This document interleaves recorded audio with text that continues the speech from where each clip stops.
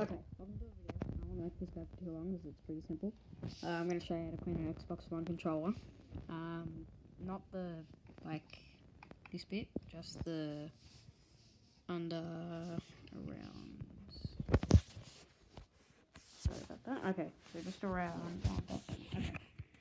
Jesus Christ, just around these. So what you want to do, it's all harder to do with one hand, but just get a toothpick and just scrape along here, and whatever crap's in there, you'll get it out. I've already done this recently, so there's nothing really in it.